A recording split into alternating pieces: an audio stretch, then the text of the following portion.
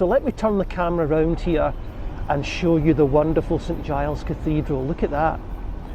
Now, St Giles was the patron saint of lepers, and the original church that stood here was established by King David I in the 1100s. Now, the building you're looking at today is parts of it are the 14th century. It's been added to and adapted over the years, but it's seen a hell of a lot of history and drama and trauma, St Giles Cathedral. And just round the corner behind the cathedral is a car park today.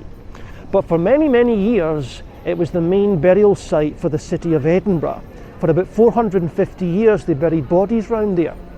And eventually became so overcrowded with dead bodies, it was causing a nasty smell in the summer months.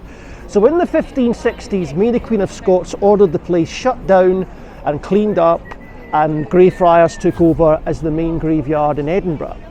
But what about ghostly tales in the cathedral, where surprisingly for a building with such a large amount of history, there's not a lot of specific ghost stories. But there is one specific story I want to tell you.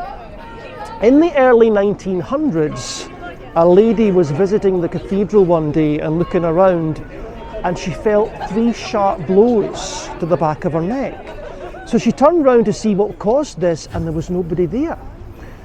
She was so disturbed by it, she found a member of staff and told him what had happened, and his face froze in horror, because this had happened before to several people. Always 3 sharp blows, always the back of the neck, and always followed by very bad news.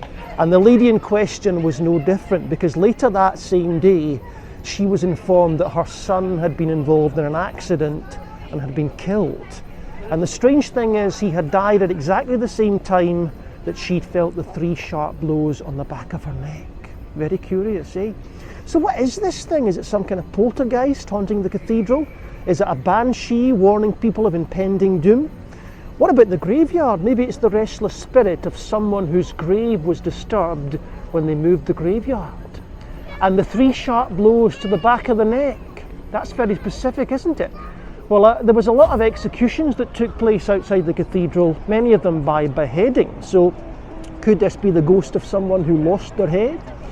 We may never know the truth, but please don't let it put you off visiting the cathedral. It's a magnificent place. I just hope you don't feel 3 sharp blows on the back of your neck when you're in there.